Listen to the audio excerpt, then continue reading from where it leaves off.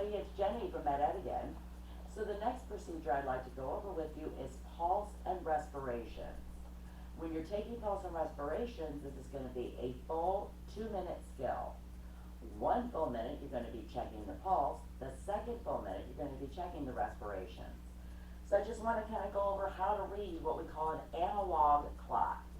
So if you don't have a digital clock, or they have one on the wall, this is the kind of clock that you will use to count pulse and respirations. So the small hand here tells you the hour, the long hand here tells you the minute. Not too worried about those two hands. It's this hand right here that's moving. That's the second hand. So if you're using a clock like this is the hand you pay attention to when you're taking pulse and respirations. So 1 full rotation around is going to be 1 full minute. So when you're taking your test, if you're using a clock like this, make sure that second hand is at a time that you're going to remember a minute later. So if you want to start when the second hand is all the way up at the 12 or all the way down at the 6, it doesn't matter, because you just have to make sure it goes around 1 full time. We're also going to count the respirations for a full minute. So that's going to be another full rotation of the clock. So this is a full 2-minute skill. Now I'm not going to spend 2 minutes doing the skill, but I will go over how to do pulse and respirations. So like any procedure, do those initial steps. Ask your nurse about your resident's needs, abilities, and limitations.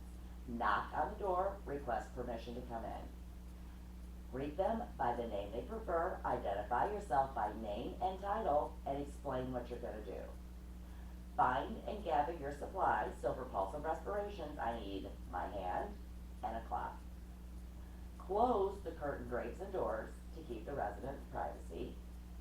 Wash your hands, wear gloves for body fluids, and use good body mechanics. Now when you're checking the pulse, you're checking the radial pulse, and that's going to be on the thumb side of the wrist. So find the thumb, place 3 fingers on the pulse, and wait till you can kind of feel those beats really strong up against your fingers.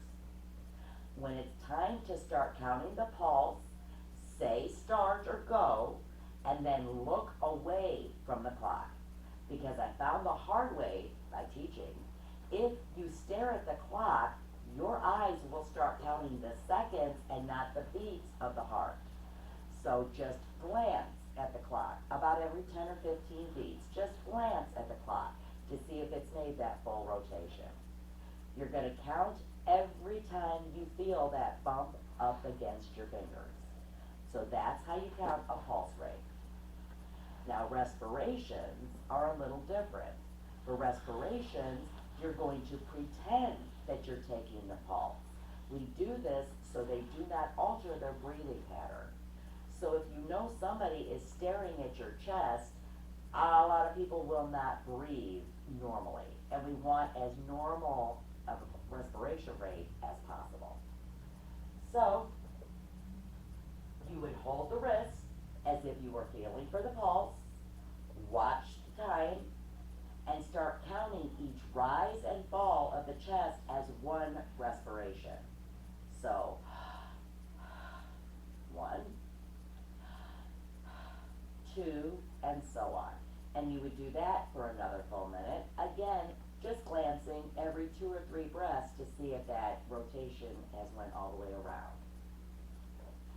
When you're documenting pulse and respiration, you put a P next to the number for the pulse and an R next to the number for respiration. Report unusual findings to your nurse. Normal pulse range is 60 to 100 beats per minute. Normal respiratory rate is 12 to 20 breaths per minute. When you're checking a pulse, there's 3 things we're checking. We're checking for rate, rhythm, and force. Rate is the number, rhythm is the regularity, and force is the strength or the weakness of the beats. And when you're checking respirations, we check rate, regularity, and sound.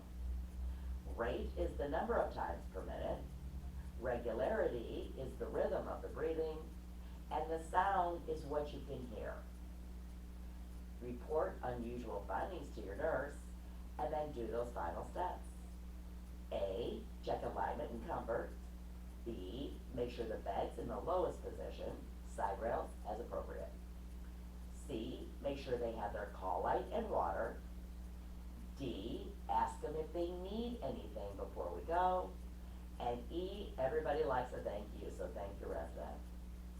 F and G, find and gather your supplies, clean them to facility or company policy. H, how do you want those hanging curtains, open or closed? And then I your way out of the room. I'm gonna wash my hands, I'm gonna do a visual safety check, I'm gonna report unusual findings to my nurse, and I'm gonna document. Thank you.